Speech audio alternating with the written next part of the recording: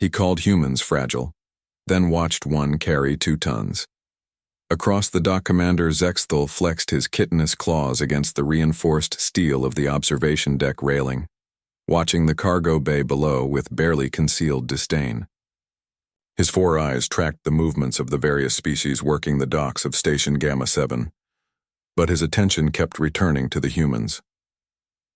Fragile little things, he thought, noting how their pale skin seemed to bruise at the slightest contact, how they wrapped themselves in layers of fabric just to survive in what most species considered moderate temperatures. The Vrextai had evolved on a world where the atmosphere could strip flesh from bone, where gravity crushed most visitors before they could take 3 steps.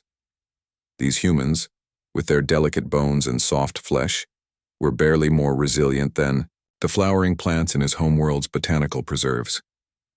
The humans are efficient workers, observed Sub-Commander Kirith, her mandibles clicking in what passed for approval among their kind. Dock productivity has increased 17% since they joined the galactic workforce. Zexthal's secondary eyes rotated to regard his subordinate.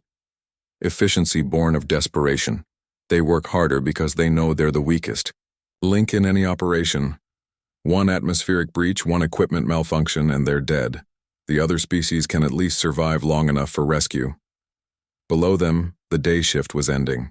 Zexthal watched as a group of Karathi dock workers, massive, boulder-skinned beings who could lift 5 tons without mechanical assistance, finished loading a freight container onto an anti-grav platform. Their human supervisor, a small female, with graying hair, gestured toward the next staging area. Look at that, Zexthal gestured with one of his lower arms. She weighs perhaps 60 kilograms. A Karathi child could snap her spine without effort, yet she directs beings 10 times. Her mess, it's almost comical. The human supervisor, her name tag read Chen, was indeed tiny compared to her workforce, but Zexthal noticed something odd in the way the massive Karathi responded to her directions. There was no hesitation, no challenge to her authority despite the obvious physical disparity. A klaxon sounded across the dock, followed by an automated announcement. Attention all personnel. Critical equipment failure in Section 7. Anti-gravity generator offline. All heavy lifting operations suspended until repairs are completed. Zexthal's mandibles twitched in what might have been amusement. Now we'll see how these efficient humans handle a real challenge. The dock fell into organized chaos as foremen assessed the situation. Several critical cargo containers needed to be moved before the next transport arrived in 4 hours. Without the anti-grav systems, the 2-ton containers would require traditional lifting methods. The Karathi workers gathered around 1 container, their combined strength easily capable of the task. But as they positioned themselves to lift, the supervisor Chen held up a small hand.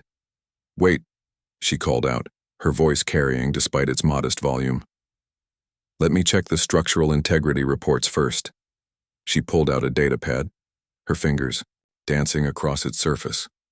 After a moment, she shook her head. This container has stress fractures along the bottom seams.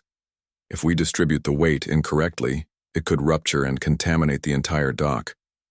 The lead Karathi worker, a Yindar, massive being named Thrak, whose species communicated through subsonic rumbles, gestured impatiently. His translator rendered his response. Then how do you propose we move it, small flesh? The transport departs on schedule. Chen studied the container for a long moment, then began walking around its perimeter. She ran her hands along the seams, pressed her ear against different sections, even knocked on various points with her knuckles. To Zexthal, it looked like primitive superstition. Here, she said finally, pointing to specific locations on the container. These are the load-bearing points. If we can create a harness system that distributes the weight along these stress vectors. What happened next made Zexthal lean forward against the railing. The human supervisor began fashioning an improvised carrying system using cargo straps and support beams. But more remarkable than her engineering was what she did when the improvised harness was complete. I'll take point position, Chen announced, stepping into the harness. Thrak's translator crackled with what sounded like laughter. Human Chen, your mass is insufficient for this task. You would contribute perhaps 3% of the required lifting force. Chen's response was delivered with quiet certainty. I'm not here to provide lifting force. I'm here to ensure this container doesn't come apart during transport. She positioned herself at the front of the container, her hands placed on the stress points she'd identified. When we lift, I'll monitor the structural integrity. If I feel any shifting or stress concentration, we stop immediately. My position gives me the best sensory feedback to detect problems before they become catastrophic. Zexthal watched in fascination as the mixed crew prepared for the lift. The human had positioned herself not where she could contribute the most strength, but where her species' particular advantages, fine motor control, sensitive touch, analytical, thinking, would be most valuable. Lift on my mark, Chen called out. 3, 2, 1. Mark. The container rose smoothly from the deck. The human's role became immediately apparent as she continuously adjusted their lifting angle based on minute vibrations and stress patterns that the stronger species couldn't detect. Her quiet directions: shift 2 degrees left, steady pressure from the rear team, adjust grip 0.7 centimeters forward, guided the group across the dock with precision that would have been impossible without her sensory monitoring. It took them nearly an hour to move the container safely to its new position. When they finally set it down, Chen ran one final inspection, her hands tracing every seam and joint. Clean transport, she announced. No structural damage. Throck approached the human supervisor, towering over her like a mountain over a flower. When he spoke, his translator conveyed unusual respect. Human Chen, I have moved cargo for 40 cycles. Never have I seen such care for the integrity of the load. Different species, different strengths, Chen replied with a slight smile. You provide the muscle, I provide the precision.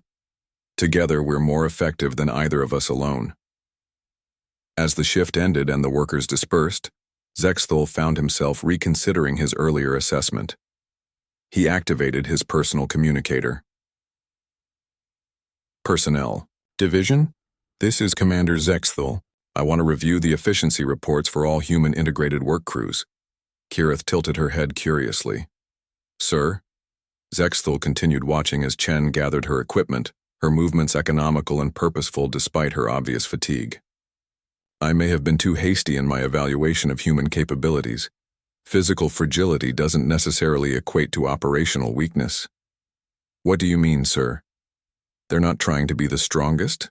Zexthal mused. They're positioning themselves to be essential. The Karathi could have moved that container without her, but they might have destroyed it in the process. The human made herself indispensable not through raw strength, but through specialized capability. He thought about the cargo operation he'd just witnessed. How seamlessly the human had integrated her species' advantages with those of her stronger colleagues. It wasn't about competing with other species' strengths. It was about finding the precise niche where human capabilities were not just useful, but irreplaceable. Schedule a meeting with Supervisor Chen, Zexthal decided. I want to understand their training protocols.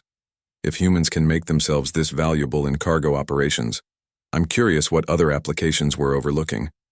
As he left the observation deck, Zexthal reflected on an uncomfortable truth. He had mistaken fragility for weakness.